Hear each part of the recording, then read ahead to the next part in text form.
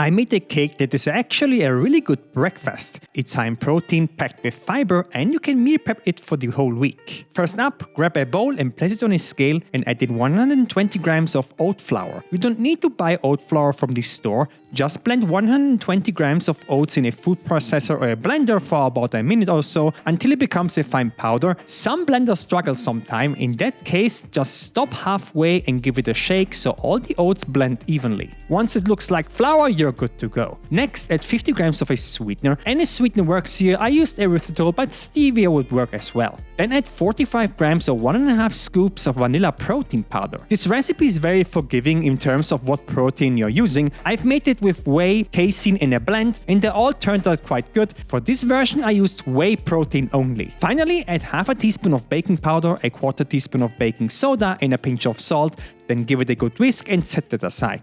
Now, in another bowl, add 200 grams of fat-free cottage cheese. This is an incredible protein source, just 65 calories and 14 grams of protein. I've tried blending it smooth and leaving it chunky, and honestly, it doesn't make a big difference, so I just leave it as is. Then add 1 whole egg and 100 grams of egg whites for even more protein. And now grab 2 lemons and grate in the zest using a microplane or a box grater. I will only add the zest, not the juice. I tried adding the juice as well once, but it was a bit too sour for me. The zest will only add fresh lemon flavor without adding sourness. So at this point, the cake batter has around 900 calories and 95 grams of protein, which is already pretty good for a cake. However, I recommend adding one more ingredient, and that's coconut oil. What is cool about this is that once it cools down, the fat will become hard and almost crunchy, even inside the cake. However, once you eat the cake, it will literally melt in your mouth, which gives this cake an amazing creaminess. If you don't have or don't want to use it, you can also use melted butter instead,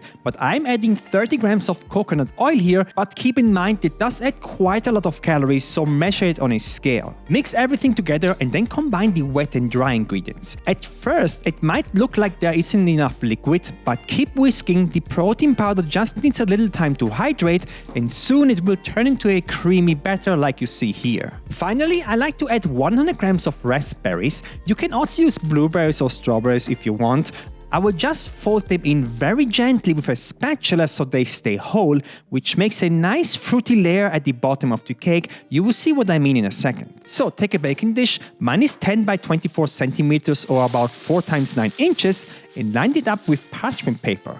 A little tip, if you scrunch the parchment paper into a ball first, it's easier to fit it into pretty much every shape you want. Pour in the batter, spread it out evenly, and bake at 180 degrees Celsius or 350 F for 40 minutes. And here's how it should look. The top isn't burnt, it should have a golden brown color, which actually adds a ton of flavor. What I like doing to be sure it's done is using a food thermometer. Anything around 90 degrees Celsius or 190 F is perfect. So once it is baked, take it out of the dish and let it cool for about 30 minutes before slicing. This makes the cake a bit more stable, and as you can see, the raspberries sink to the bottom and form a nice fruity layer, which I really like. So I recommend slicing it into 4 equal pieces and storing them in meal prep containers. They will keep in the fridge for up to a week, and whenever you want cake for breakfast, just grab a piece, put it on a plate, and optionally top it with 15 grams of whipped cream for extra sweetness. And this is how you make a high-protein, high-fiber breakfast that tastes amazing and is actually quite filling. The macros of the entire cake are 1,162 calories, 98 grams of carbs, 46 grams of fat, and 95 grams of protein. I made a cookbook that's helped over 10,000 people lose weight. It has over 250 recipes, and I'm constantly updating it with new ones, which you get for free once you've purchased it.